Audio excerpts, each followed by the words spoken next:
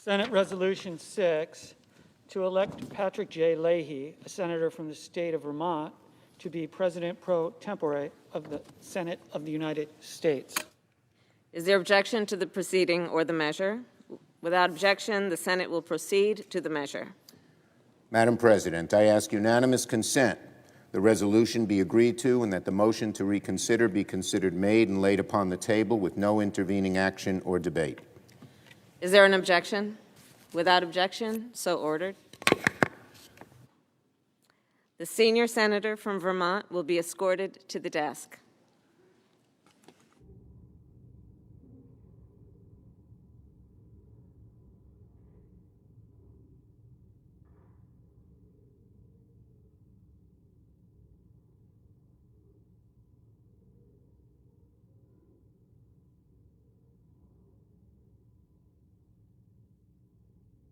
Please raise your right hand.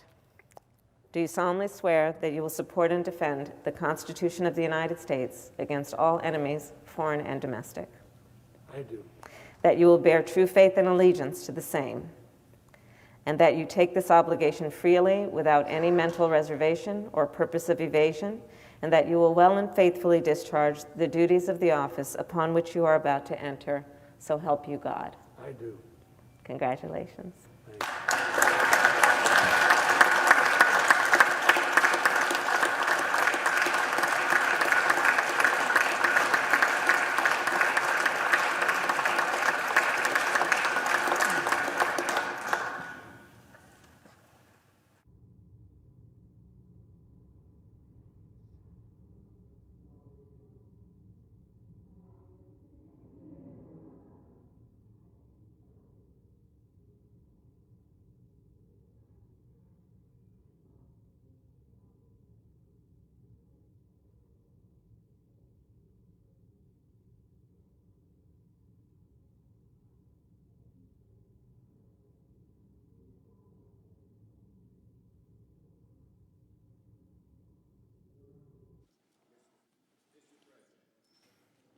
I ask unanimous consent the Senate proceed to the consideration of S. Resolution 7 submitted earlier today.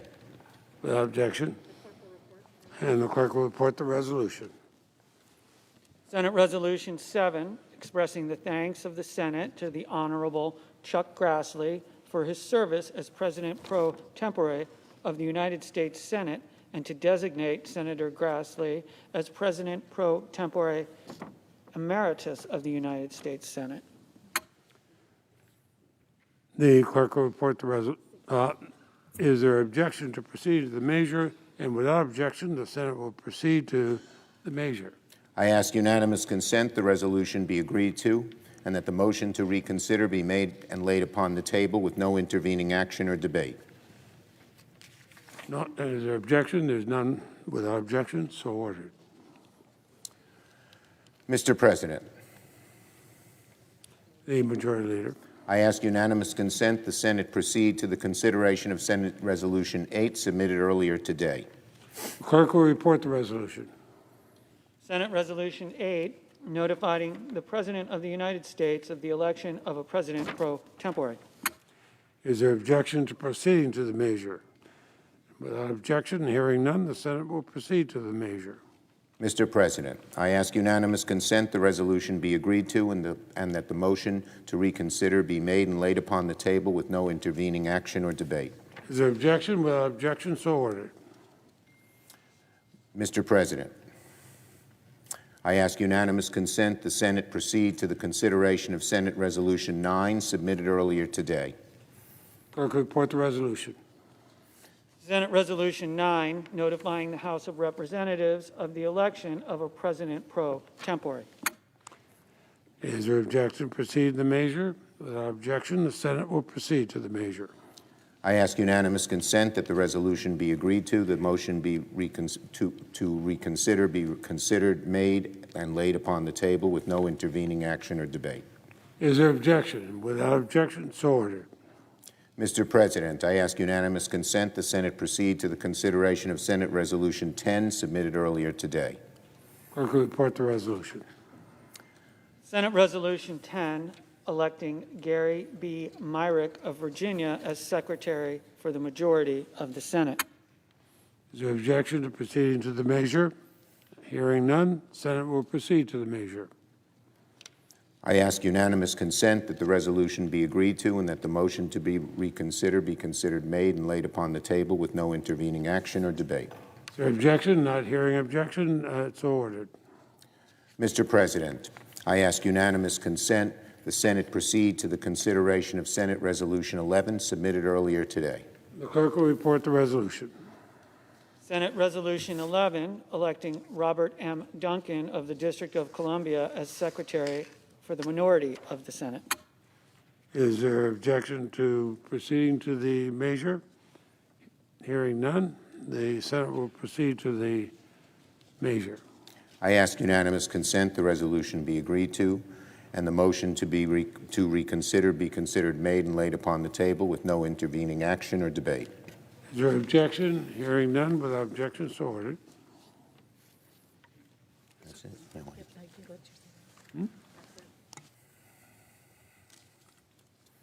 Mr. President, The Majority Leader. Mr. President, I need to catch my breath, so much is happening. A few hours ago, on the west front of this citadel of democracy, Joe Biden and Kamala Harris were administered the oaths of office to the presidency and the vice presidency of the United States. We have turned the page to a new chapter in the history of our democracy, and I am full of hope. I would challenge anyone not to feel hopeful today after listening to Amanda Gordon, the amazing 22-year-old poet, wise far beyond her years, who told us that, quote, somehow we've weathered and witnessed a nation that isn't broken, but simply unfinished. The hope she spoke about, strong and happy hope, the hope we feel today, is a hope, of course, that's tempered by reality. This was an inauguration unlike most others.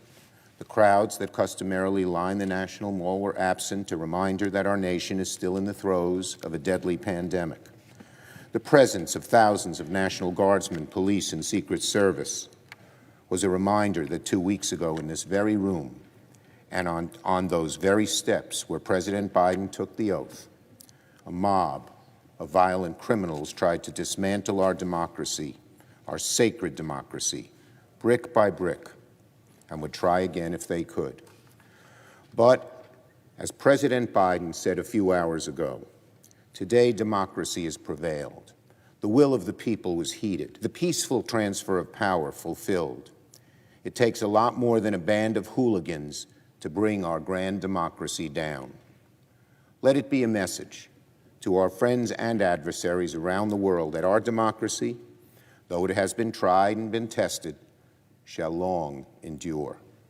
And let it be a message to those terrorists who desecrated this temple of democracy that they will never prevail. Joe Biden is now the 46th President of the United States. Kamala Harris is now the 49th Vice President of the United States. But of course, in more ways than one, she is not the 49th, but the first African-American woman, the first Asian-American woman, the first woman, period, to hold the office of Vice Presidency in our nation's history. Today, the threat to our democracy from the presidency itself has ended, but the challenges we face as a nation remain. In the wake of violence and division, hatred and mistruth, in the shadow of disease and economic hardship, a warming planet, an unequal society, we begin the work of the 117th Congress. In his inaugural address, President Biden spoke to this moment, a moment of great challenge, and told us two simple truths. One, that our responsibilities are numerous, and two, it will take unity of spirit, unity of purpose to fulfill them. President Biden, we heard you loud and clear. We have a lengthy agenda, and we need to get it done together. President Biden pointed the way to our nation's recovery and renewal. He reminded us of who we are and where we need to go. But we must now turn the spirit of his words into action. The Senate must immediately set to work on the mission President Biden described, restoring the greatness and goodness of America. This will be an exceptionally busy and consequential period for the United States Senate. There is much to do, and we are ready to get to work. Now, not to upstage our new president and vice president, but theirs has not been the only swearing in today. A few moments ago, the Senate welcomed 3 new members to this chamber. I can now happily and proudly call them Senator Padilla, Senator Ossoff, Senator Warnock.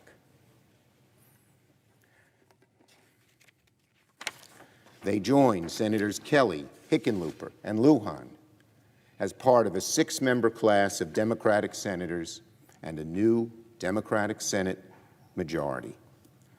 I mentioned the historic nature of Vice President Harris's ascendance, but let's not forget that her successor, Alex Padilla, is the first Latino senator to represent California, that Raphael Warnock, born while Georgia was represented in this chamber by 2 staunch segregationists, is now the first African-American senator Georgia has ever elected, and that John Ossoff is the first Jewish senator from his state, sworn in today on a book of Hebrew scripture once owned by the rabbi who decades ago formed a bond between the Jewish and African-American communities of Georgia. As President Biden said in his inaugural address, "Don't tell me things can't change."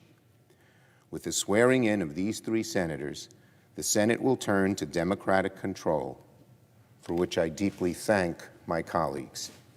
We'll turn to Democratic control under the first New York-born majority leader in American history, a kid from Brooklyn, the son of an exterminator and a housewife, a descendant of victims of the Holocaust. That I should be the leader of this new Senate majority is an awesome responsibility, awesome in the biblical sense, as the angels that trembled in awe before God. Today, I feel the full weight of that responsibility, a sense of reverence, of awe at the trust placed in me. I intend to honor that trust with all of my energy and with joy. And as the majority changes in the Senate will do business differently. The Senate will address the challenges our country faces head-on and without delay, not with timid solutions, but with boldness and with courage. The Senate will tackle the perils of the moment, a once-in-a-generation health and economic crisis, and it will strive to make progress on generations-long struggle for racial justice, economic justice, equality of opportunity, and equality under the law. And make no mistake, the Senate will forcefully, consistently, and urgently address the greatest threat to this country and to our planet, climate change. This Senate will legislate. It will be active, responsive, energetic, and bold. And to my Republican colleagues, when and where we can, the Democratic majority will strive to make this important work bipartisan. The Senate works best when we work together. We have no choice. The challenges we face are great. The divisions in the country are real. We have no choice but to try to work together every day to reward the faith the American people have placed in us. So let us begin. I yield the floor.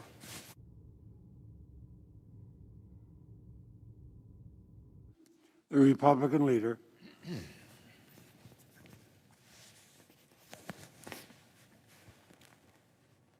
Mr. President, today, before the American people and the world, the peaceful transfer of power